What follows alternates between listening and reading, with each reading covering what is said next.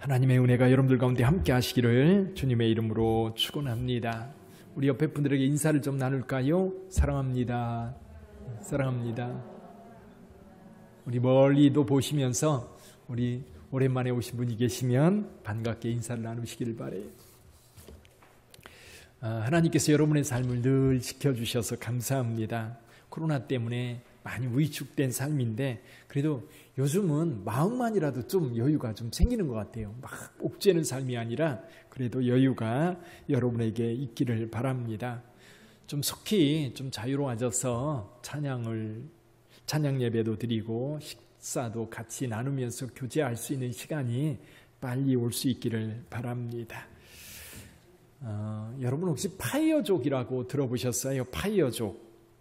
이상한 족들이 많아서 처음 들어보신 분도 많으시겠지만 이 파이어족은요, 요즘 20, 30대가 열망하는 삶의 방식이라고 합니다. 영어로는요, Financial Independence Retire Early. 그래서 경제적 독립, 재정적 독립을 이루고 빨리 은퇴해서 나 하고 싶은 거 하면서 살아간다. 그런 뜻입니다. 그러니까 경제적인 자립을 빨리 이루기 위해서요, 이 사람들은요 극단적인 절약을 해요. 하고 싶은 거 안 하고 먹고 싶은 거 제대로 안 먹고, 그리고 여행 같은 것도 최대한 절제를 하고 일단 30대 후반이나 40대 초반에 내가 목표로 하는 이제 금액을 모으는 겁니다. 그러면 직장 딱 이제 접고 은퇴를 하고 이제 나 하고 싶은 거 하면서 살겠다. 그런 거지. 이게 파이어 운동은 실은 1900년대부터 미국에서 생긴 그런 운동이라고 합니다. 그런데 2008년 금융 위기가 왔을 때 이런 운동이 갑자기 많은 사람들에게 확산되어 갔던 거지요. 그래서 지금 그런데 파이어족에 관심을 기울이고 있는 사람들이 소위 말해서 밀레니엄 세대라고 하는 이제 1981년생부터 1996년생 그간에, 지금으로 말하면 이제 20대 후반에서 30대에 속하는 젊은 사람들이 대체로 이런 생각을 가지고 있다고 합니다. 자, 여러분 어떠세요? 자, 여러분들에게 어떤 경제적인 여유가 있어서 좀 돈을 빨리 모을 수 있다면 한 30대 후반이나 40대 초반에 직장 그만두고 그때부터 이제 하고 싶은 거 하며 사는 거예요. 자, 여러분들은 이제 대부분은 좀 연세가 훨씬 더 지났으니까 그러기 어렵겠죠. 여러분의 자녀들이 여러분에게 그렇게 하겠다고 웬만큼 집도 준비되어 있고 또 여유 자금도 생겼어요. 근데 어느 날 갑자기 그 좋은 직장, 아버지 저 은퇴하려고 합니다. 그럴 때 여러분 뭐라고 하시겠어요? 아마 이 중에 몇 명은 그럴 것 같아요. 너 미쳤냐? 그렇죠? 그 좋은 직장을 왜 버리고 나오냐? 그렇게 말할 거예요. 제가 이 파이어족에 대해서 몇 가지 생각해 봤어요. 첫째는요, 삶에 얽매이고 싶지 않다. 어떤 것에 얽매여 살고 싶지 않다라고 하는 마음이 있는 것 같아요. 예를 들면 그것이 돈이든 그것이 회사든 그것이 사회적 통념이든 그 얽매여 살기보다는 좀 자유롭게 살고 싶다. 그래서 여기서 한 걸음 더 나가면 내가 하고 싶은 거 하면서 살고 싶다. 그런 생각이 드는 거예요. 저 누구나 그렇지요. 아마 여기 계신 대부분의 여러분들도 돈만 여유가 있다면 지금 하고 있는 일들 당장이라도 그만두고 나 하고 싶은 거 하겠다. 그런 마음을 가지고 있는 분들 아마 상당하실 겁니다. 근데 바이어족을 생각할 때 그럼에도 불구하고요, 돈에 얽매일 수밖에 없다는 겁니다. 가장 중요한 게 뭐예요? 돈이에요, 돈. 결론은 돈입니다. 돈이 채워져야 되고, 그리고 그거를 벌기 위해서 악착같이 절약하면서 벌 수밖에 없는 상황이죠. 그래서 대부분 이 파이어족의 특징은 뭐냐면 고소득, 그리고 이제 고위층에 있는 사람들이 대부분이라고 해요. 고학력, 고소득 계층에 있는 사람들이 이런 생각을 가지고 있다고 합니다. 우리나라 지금 아파트 투기 문제, 아파트 값이 오르는 문제가 아주 사회적인 문제가 돼서 계속 요즘에도 이 문제가 집중되고 있는데, 그 중에 우리가 좀 귀에 이렇게 들리는 소리가 뭐였냐면 20, 30대가 영끌한다. 영끌한다. 영혼까지 끌어들여서 아파트를 산다. 그런 얘기가 나왔는데 여러분 그런 이면에는 이 파이어족이 있다고 그래요. 그러니까 돈을 이렇게 갑자기 많이 모을 수 있는 방법이 없거든요. 월급 받아가지고는 뭐 정말 고학력 고소득자들이 아니면 돈을 월급 받아서 모아가지고 이렇게 은퇴하기는 쉽지 않으니까 가장 쉬운 방법이 아파트를 사는 거다. 그렇게 해서 뭐 모든 걸 끌어들여서 아파트를 사는 데 집중하고 있다. 여기에 파이어족이 이제 한몫하고 있다는 그런 얘기도 들립니다. 자, 과연 경제적으로 어느 정도 이제 돈을 모아 가지고 그 모으면 그걸 가지고 정말 하고 싶은 거 하면서 은퇴하고 살아갈 수 있을까요? 물론 여전히 돈에 얽매여 있다는 사실 이제 놓을 수는 없고요. 또 한 가지 뭐냐면 과연 그 목표로 했던 돈을 모았어요. 모아가지고 은퇴했습니다. 과감하게 은퇴를 선언하고 살아갈 때에 그 다음에 그 돈이 내가 죽을 때까지 그대로 내 삶을 지탱해 주도록 있느냐라는 거죠. 예전에 한 분이 제가 그런 얘기를 들었어요. 이분의 목표가 진짜 40 전에 돈을 많이 벌어서 이제 40 이후에는 그 돈 가지고 여유 있게 사는 거예요. 그래서 실제로 사업을 열심히 해가지고 정말 그가 목표로 하는 대로 돈을 벌었어요. 근데 엉뚱한 데서 일이 터지고 말았어요. 동생이 뭔가를 하는데 거기에 돈을 이렇게 대주다가 오히려 그게 잘못되면서 그때 당시 거의 10억 가까이 되는 돈을 다 날려버린 거예요. 살 집도 없이. 그래서 이제 자기 사업도 다 이제 넘어가고 오히려 다른 사람 공장에서 일을 하면서 그리고 그 가족들은 다른 이제 동생네 집에 가서 살아갈 수밖에 없는 그런 상황이 되어버렸어요. 그걸 생각해 보면 이 파이어족이 돈을 일정 금액, 뉴스에 텔레비전에 보니까요 그런 친구 하나 나와서 얘기하는데 계산해 보니까 한 5억이면 되더라는 거예요. 5억이면 집 마련하고 그리고 이제 서울이 아니라 좀 지방에서 그리고 그 돈을 가지고 뭐 이제 한 달에 얼마씩 쓰고 그리고 이제 이 돈을 다 쓸 즈음에 이렇게 해서 결국 한 5억 정도면 충분하겠다라고 생각을 하고 은퇴를 했다고 그런 얘기를 하더라고요. 자, 단순히 계산하면 가능해요. 그런데 과연 그럴까라는 거예요. 자, 첫 번째는 이런 겁니다. 돈을 열심히 모아서 그만큼 모았어요. 그런데요, 그만큼 원하는 목표에 도달했을 때 과연 거기에서 도달했을 때는 만족을 할 거예요. 근데요, 한 달이 가고 1년이 가고 2년이 가면 과연 그 돈이 우리가 생각했던 대로 가만히 있을까요?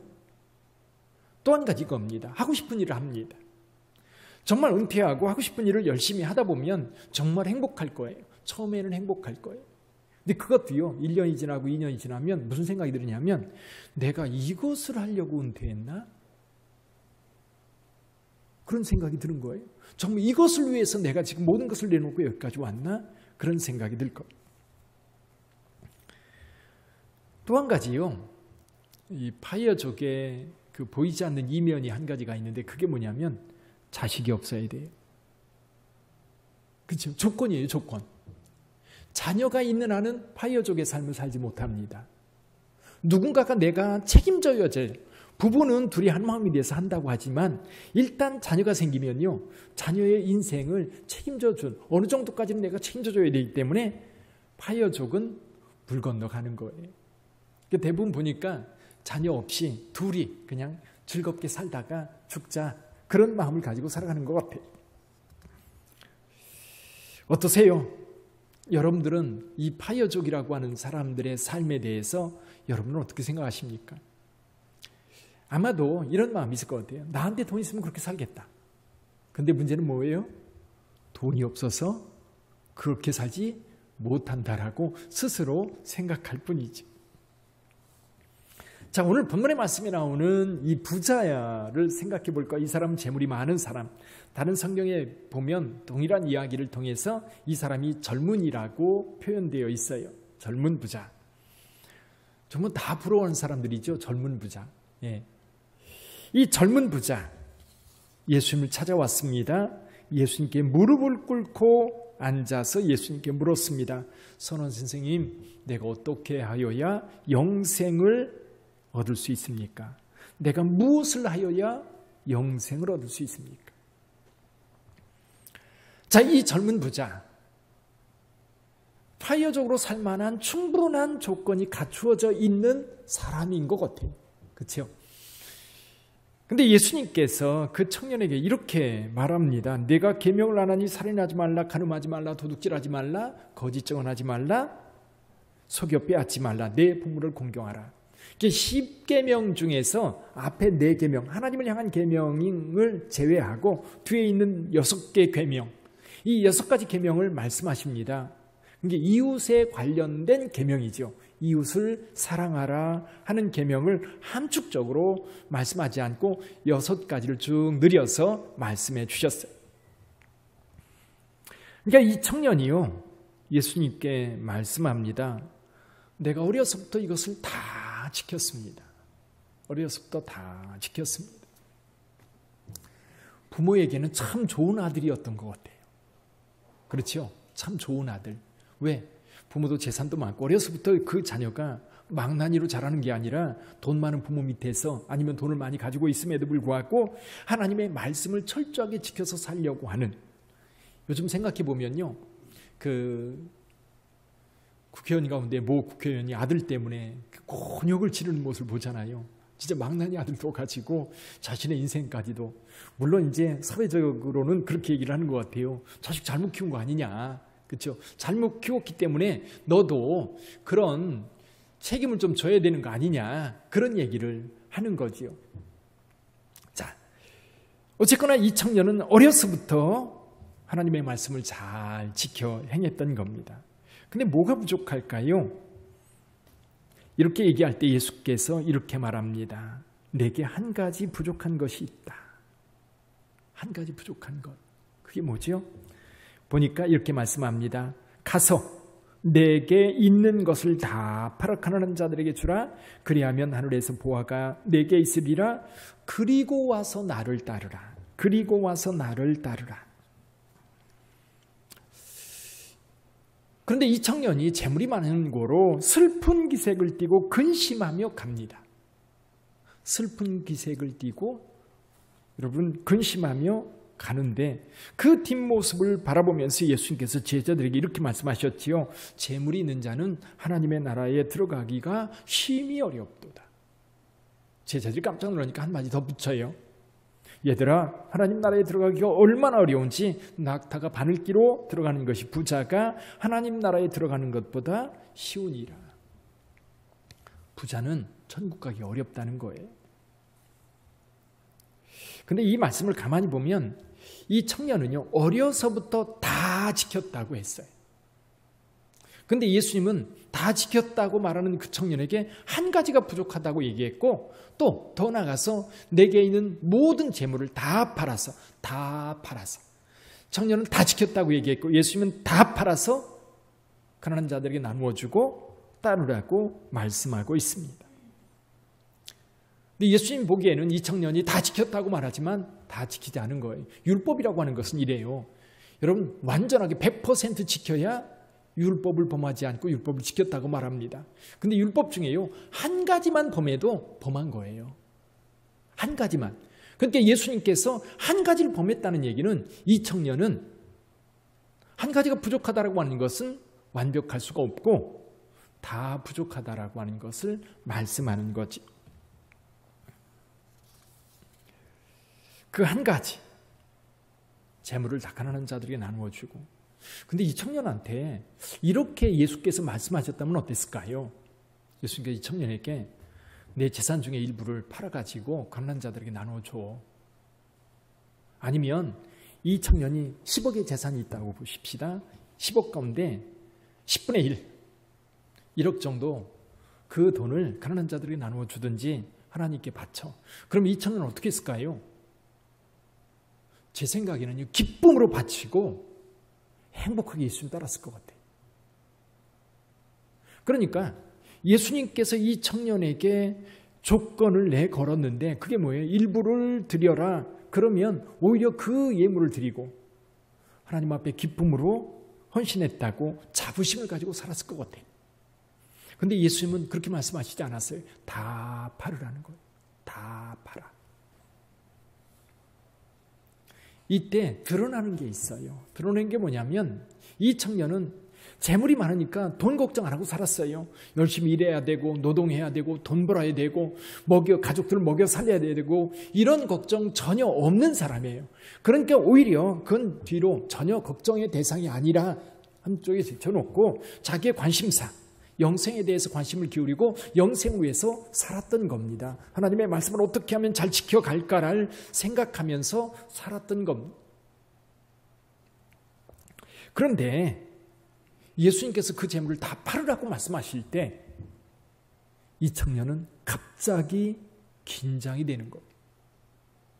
갑자기 긴장이 되면서 그 중심에 울려오는 말씀이 있었던 거예요. 그게 뭐예요?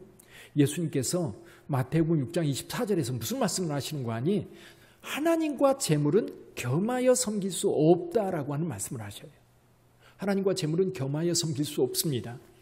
근데 이 청년이 영생을 위하여 무엇을 해야 되느냐고 물었을 때에 영생을 얻고 싶은 마음, 이 청년이 가지고 있었던 긍정적인 마음이 뭐냐면 재물보다는 영생에 관심을 가지고 있었다는 겁니다.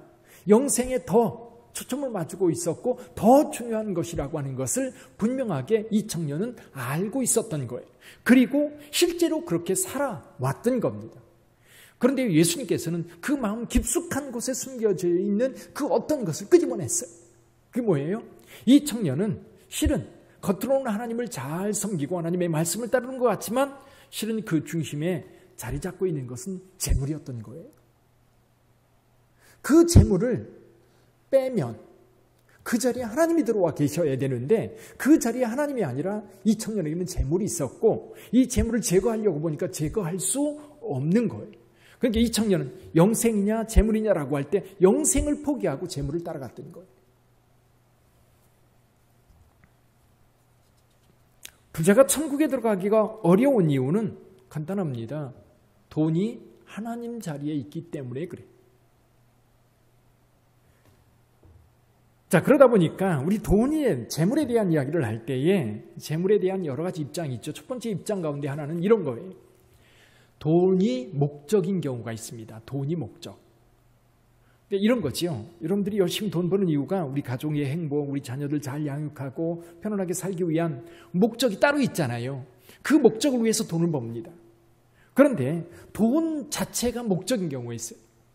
근데 돈 자체가 목적인 경우 이제 돈에 집착하고 돈 벌기 위해서 수단과 방법을 가리지 않는 경우도 있어요.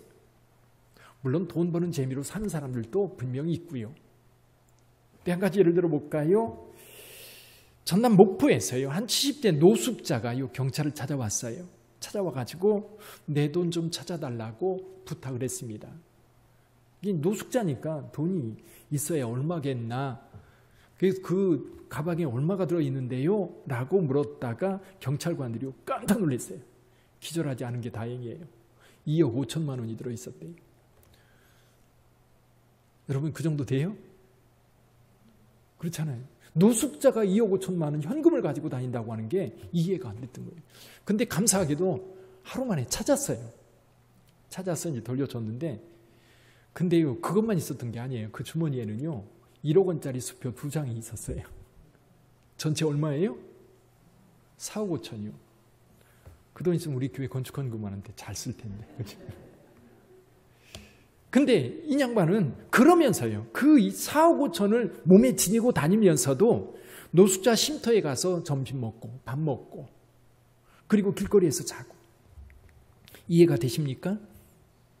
그 사람은 돈을 섬기고 돈을 모시고 살았던 거예요. 돈을 사용하는 게 아니에요.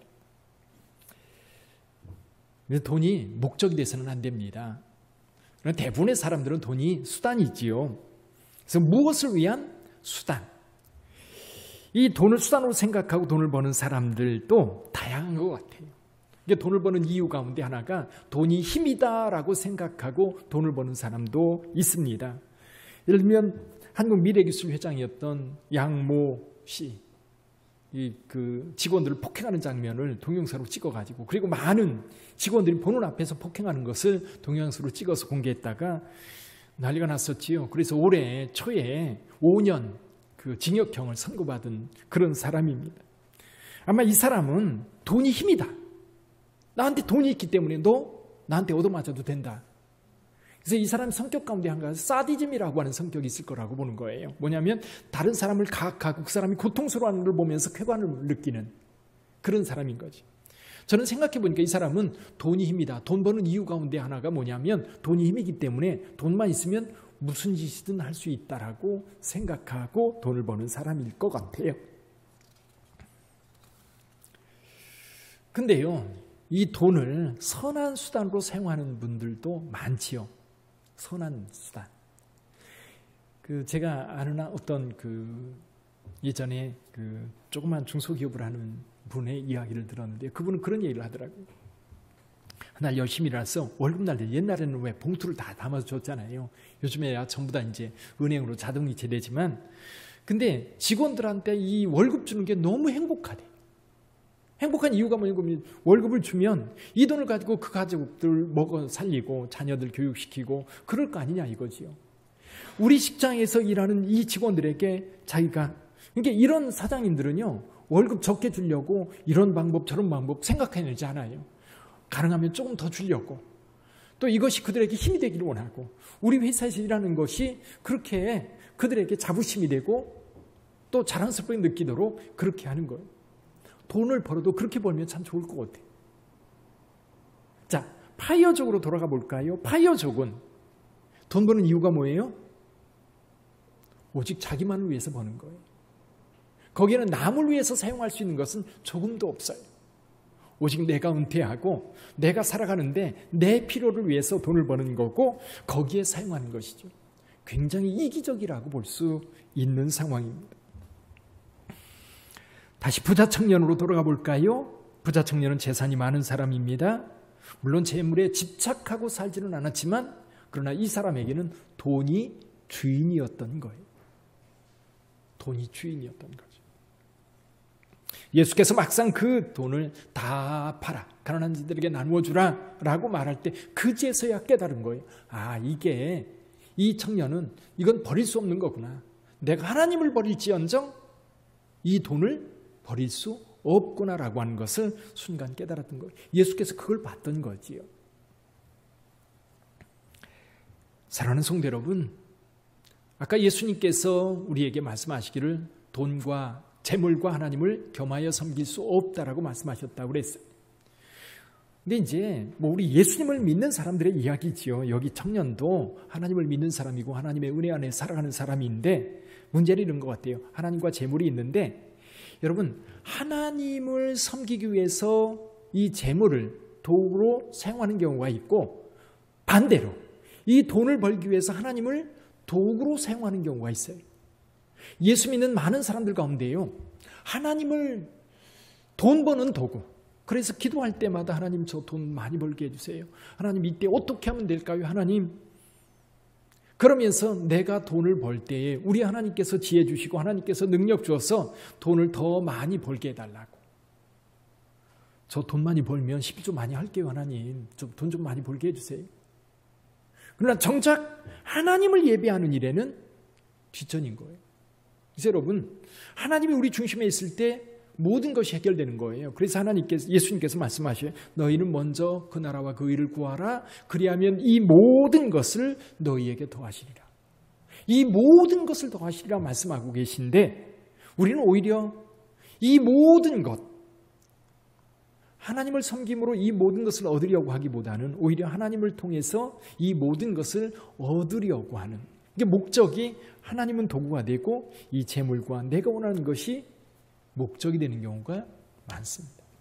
하나님을 예배한다고 하는 것, 하나님을 섬긴다고 하는 것, 우리가 하나님을 신앙한다고 하는 것은 하나님께서 우리의 삶의 중심에 계시는 것, 중심에 계시는 것.